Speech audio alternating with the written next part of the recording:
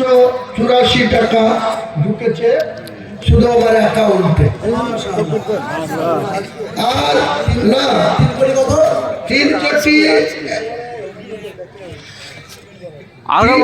21 লাখ 11,584 টাকা এটা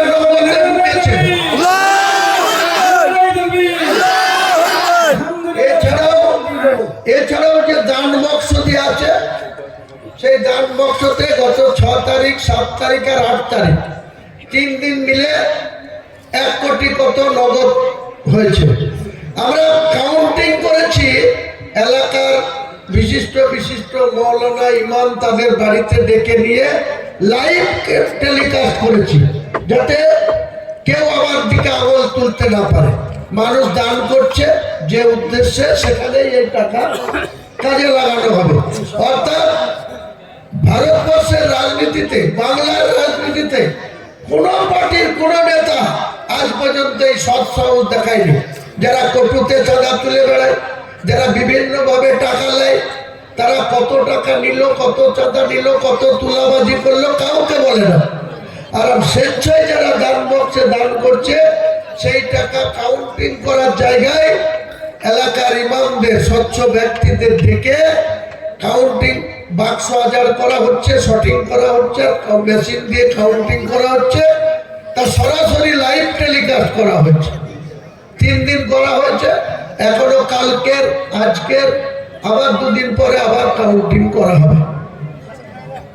এই যে মানুষের এত উৎসাহ, এত সমর্থন, আমি রাজনীতির কথা কোনো জালসাতে বলা উচিত না, তবুও আপনাদেরকে এই সুযোগ হাতছাড়া করতে চাইছি না। বাংলায় 294টা আসন আছে। আজকের দিনে প্রায় 221-22টা তৃণমূলের আছে। বিজেপি 77টা জিতেছিল। আজকের দিনে তারা মমতা ব্যানার্জির প্রলোভনে পা দিয়ে প্রায় 9-10টা বিজেপি থেকে তৃণমূলে চলে এসছে। ওই নিয়ে এদের আছে এটা। আর একা নওশাদ আছে, ভাঙড়ের নওশাদ সিদ্দিকী আছে, আর এদের 65 আছে বিজেপি, তাহলে 66টা। আজকের দিনে আমাদেরকে একটা অঙ্গীকার করতে হবে মুসলমানদের, বাংলার মুসলমানরা যদি 80টা মুসলমান এই বাবরি মসজিদটা ঠিকঠাক করে করতে চান, মুর্শিদাবাদের উন্নয়ন করতে চান, মুর্শিদাবাদের বেকার সমস্যার সমাধান করতে চান, কারো দয়ায় ইমাম ভাতা নিয়ে আপনাদের রুটি রোজগার করার দরকার নাই। এটা সরকারের কোষাগার থেকে দেওয়া, এটা ওয়াকফ বোর্ডের টাকা। কাজে আপনারা নির্দ্বিধায় এই সরকার যে আছে তাকেও 100 পার করতে দিলে হবে না। আর যে বিজেপি 19টা রাজ্য চালাচ্ছে, দেশ চালাচ্ছে, তাদেরকেও 100-র মধ্যে বেঁধে রাখতে হবে। তাহলে বাকি থাকে কত? 94। 90টা আসন আছে, 42% থেকে 82% মুসলমান মেজরিটি সিট। এই 90 এছাড়াও 45টা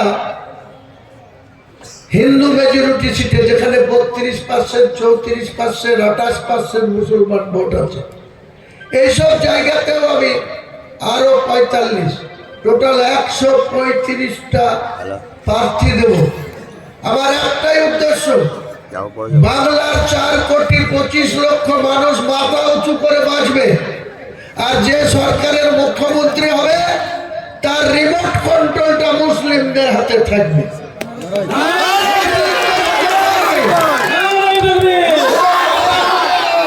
আমাদের অধিকার আমরা আদায় করে নেব মুর্শিদাবাদ সহ গোটা বাংলায়। কোন জায়গায় আমি মুখ্যমন্ত্রী হওয়ার স্বপ্নও দেখি না, আমি দেখবো না। কিন্তু মুসলমান ভাই, আপনারা আপনাদের জনপ্রতিনিধি, সৎ ব্যক্তি, ন্যায়পরায়ণ ব্যক্তি, ইমানদার ব্যক্তিকে আপনারা 90 জন কেন পাঠাবেন না? আপনাদের যা মেজরিটি ভোট, আমি আপনাদেরকে আর একটা পরিসংখ্যান দিয়ে দিই। মুসলিমরা যদি একটু হিসাব নিকাশ করে চলে, তাহলে 90টার থেকেও বেশি আসন পাওয়া সম্ভব। কেন?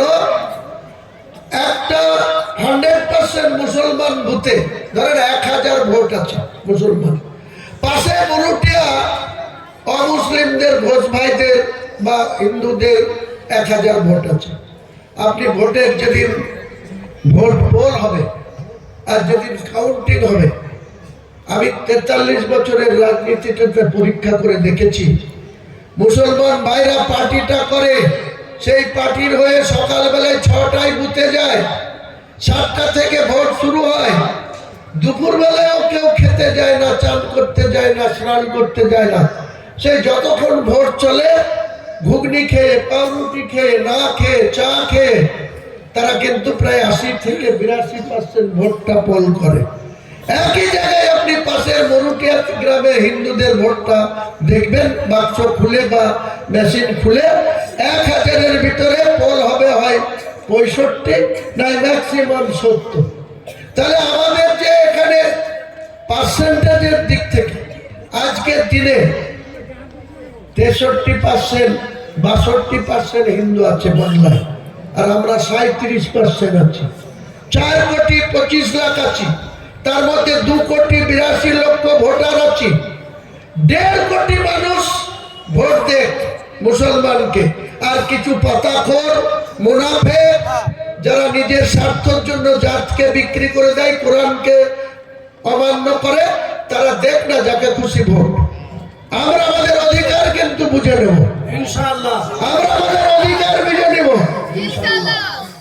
দিনের বেলায় তৃণমূল আজকে গোটা রাজ্যে যত খুনোখুনি, কি বীরভূমের বলুন, আর গোটা রাজ্যে যেখানে খুনোখুনি, 100টা মানুষ খুন হলে কারা খুন হচ্ছে ভাই? খুন হচ্ছে মুসলমান, খুন করছে মুসলমান, জেল খাচ্ছে মুসলমান, আর ডিম খাচ্ছে মমতা ব্যানার্জির দারোগা বাবুরা। আপনাদের কেটা জীবনযাপন করবেন আপনারা? আপনাদের নিজেদের অধিকার নিজেদের মধ্যে একটু কম্প্রোমাইজ করে, নিজেদের মধ্যে একটু সলা পরামর্শ করে, ভাই ভাইয়ের উপরে আঙুল না উঠিয়ে, ভাই ভাইয়ের উপরে হাতিয়ার না তুলে আপনারা একটু সভ্য হবেন না? আপনারা একটু শান্ত হবেন না? জাতিকে আপনারা দেখবেন না? এটাই আপনাদের কাছে বলা। এই বাবরি মসজিদ শিলান্যাস করেছি, ফেব্রুয়ারিতে শুরু করব, কিন্তু কাজ ঢিমিতালি হবে, কারণ ফেব্রুয়ারির লাস্টের দিকেই ভোট ডিক্লেয়ার হবে। মার্চের লাস্ট থেকে এপ্রিলের লাস্ট পর্যন্ত 8 দফায় ভোট হবে। এই ভোটে যদি আমরা 80-90টা সিট মুসলমানদের আমাদের নেতৃত্বে জয়লাভ না করান, আমি আপনাদের বলছি এই উন্মোদনা, এই সাহায্য সব বেকার হয়ে যাবে। বিজেপি যদি ক্ষমতায় আসে বাবরি মসজিদ করতে দেবে না। তৃণমূল যদি ক্ষমতায় পুনরায় মেজরিটি পায় বাবরি মসজিদ করতে দেবে না। আমাকে যে ধরনের হুমকি, এবং বাবরি মসজিদ করার জন্য আমাকে সাসপেন্ড করেছে, আপনারা সবাই জানেন। আমি মাথা নত করিনি, আমি পিছু হটিনি, আমি বিধায়ক হয়ে জন্মাইনি, আমি কোনো নেতা হয়ে জন্মাইনি। আমি আমার মায়ের পেটে গর্ভে জন্মগ্রহণ করেছি, জন্মিয়েছি একজন মুসলিম পিতার ওরস থেকে। কাজে আগে আমি মুসলমান। আমি 1 বছর আগে কলকাতায় বলেছিলাম, আগে আমি মুসলিম, তারপরে টিএমসি। মুসলিমের সঙ্গে কেউ গদ্দারি করলে আমি ছাড়বো না। ওই শুভেন্দু অধিকারী বলেছিল, মুসলমান যে কটা এমএলএ জিতে আসবে 2026-এ তাদের চ্যাংগুলা করে তুলে রাস্তায় ফেলবো। আমি বলেছিলাম, তোমার হিম্মত থাকলে একটা মুসলমানের গায়ে হাত দিও, তোমাকেও আমি স্বাভাবিক মুভমেন্ট করতে দেব না, মুর্শিদাবাদে ঢুকতে দেব না। তোমার বাবার ক্ষমতা থাকলে তুমি মুর্শিদাবাদে আসবে। সেও মুসলমানের গায়ে হাত দেয়নি, আমিও তাকে মুর্শিদাবাদে আটকাইনি। যেদিন মুসলমানের গায়ে হাত দিবে সেদিন শুভেন্দু অধিকারীকে শিখিয়ে দিব বাংলার মুসলমানদের কত স্ট্রেংথ, কত শক্তি, কত ঐক্য। আমি হুমায়ুন কবির জোর গলায় বলছি। কাজে আপনারা আগামী দিনে এই মুর্শিদাবাদ জেলায়, আমি যারা টিএমসি এবং বিজেপিকে আটকাতে চায়, বিজেপিকে যারা সরকারে না আসতে দিতে চায়, এবং এই টিএমসি দিনের বেলায় তৃণমূল রাত্রেবেলায় RSS এর নেতাদের কথাই চলে। লাস্ট একটা পরিসংখ্যান দিয়ে আমার বক্তব্য শেষ করব। 13 মে 2011 বুদ্ধবাবুর সরকার 34 বছরের সরকার পরাজয় ঘটেছিল। 182টা আসন পেয়েছিল তৃণমূল আর 42টা আসন কংগ্রেস। এই 42-এর মধ্যে রেজিনগরে আমাকে আপনারা জিতিয়েছিলেন। এই যে রেজাল্ট, তার সেই দিনকে রাজ্যের হিন্দুদের প্রত্যেকটা হিন্দু গ্রামে RSS এর কোনো ব্রাঞ্চ অফিস ছিল না। যতগুলো হিন্দু গ্রাম ছিল তার মধ্যে মাত্র যেদিন বুদ্ধবাবু মুখ্যমন্ত্রী থেকে হেরে গেল 13 মে 2011, সেদিন আমার কাছে পরিষ্কার পরিসংখ্যান আছে 458টা RSS এর শাখা অফিস ছিল। আজকে মমতা বন্দ্যোপাধ্যায়ের দয়ায় 14 বছরে 12,000 RSS এর অফিস হয়েছে, ব্রাঞ্চ শাখা অফিস হয়েছে। কার দয়ায়?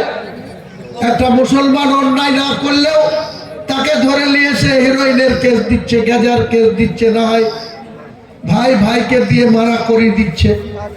আর তুমি তলায় তলায় 558টা RSS এর অফিস থেকে আজকে 12,000 কি করে হয়? তাদের তুমি এত তুলনা কিসের জন্য দাও? তার জবাব কিন্তু আমরা আগামী দিনে বাংলার 4,25,00,000 মানুষ, 2,82,00,000 ভোটারের কাছে আমি গোটা রাজ্যে প্রচারে যাব। আমার সঙ্গে দু একটা দল মিম আসবো বলেছে।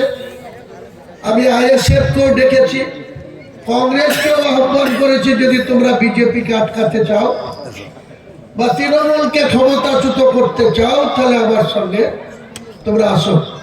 আগামী 22 তারিখে আমি নতুন একটা পার্টি বাংলার মানুষের ন্যায়ের পক্ষে থাকার জন্য,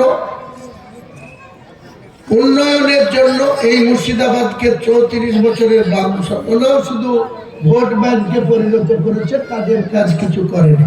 আর 14 বছরের তৃণমূল আপনারা রেজিনগরের শিল্প চালু হুকের নাম বাবাজি 4 দিন ধরে হুক শুরু করেছে।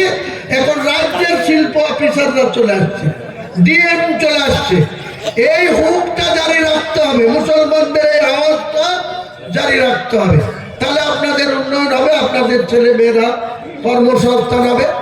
আর 30 লাখ মতো লোক বাইরে কাজ করে, কেরলে, মুম্বাইয়ে, নাহলে আপনার এতে দিল্লিতে, হরিয়ানা, হায়দ্রাবাদ। তাদেরকে দিয়ে আমাকে আবার ফোন করাচ্ছে, তারা বলছে আপনি বাবরি মসজিদ করছেন, আমরা তো আর এখানে কাজ করতে পারবো না, আমাদের কাজ থেকে তাড়িয়ে দেবে। আর তোমাদেরকে তাড়িয়ে দিলে চলে আসবা। আমি মুর্শিদাবাদে আগামী দিনে এমন প্রজেক্ট তৈরি করব, আল্লাহর রহমতে এই বেলডাঙ্গাকে এমন আধুনিক জায়গা তৈরি করব। ইউনিভার্সিটি থেকে শুরু করে, ইসলামিক হসপিটাল থেকে শুরু করে, মেডিকেল কলেজ থেকে শুরু করে, হোটেল রেস্তোরাঁ থেকে শুরু করে আমি অন্তত পক্ষে 10,000 লোকের কর্মসংস্থান করব। ধীরে ধীরে তোমরা চলে এসো, নিজের এলাকায় এসে কাজ করে খাও। আর যদি তোমাদেরকে সত্যি সত্যি অত্যাচার করে, 30 লাখ মানুষ কেবল পরিযায়ী শ্রমিক হিসাবে কাজ করে, 60-70 লাখ মানুষ যে বিহার, উড়িষ্যা, উত্তরপ্রদেশ বিভিন্ন জায়গা থেকে বাংলায় করে খাচ্ছে, কলকাতা থেকে শুরু করে 70 লাখ মানুষ করে খাচ্ছে। তাহলে আমাদের 30 লাখ লোককে যদি ছুটি করতে হয়, আমরা মাস তুলবো 70 লাখকে তাড়াতে হবে, 70 লাখকে বিদায় করতে হবে। এই আওয়াজ মুসলমানদের দরকার। আমি আর বাড়াবো না, জালসাতে এতটা বলা উচিত না, কিন্তু আজকে এতটাই মনটা খারাপ, রাজু দাস সে ডাইরেক্ট বলছে তোমাকে আমি জান সে মারবো ऑन कैमरा। अगर तुम्हारा हिम्मत থাকে तो आओ मुर्शिदाबाद, मेरे को मारो, मैं मरने के लिए तैयार है, मैं शहीद होने के लिए तैयार हूँ। भाई मुसलमान, আমরা আজ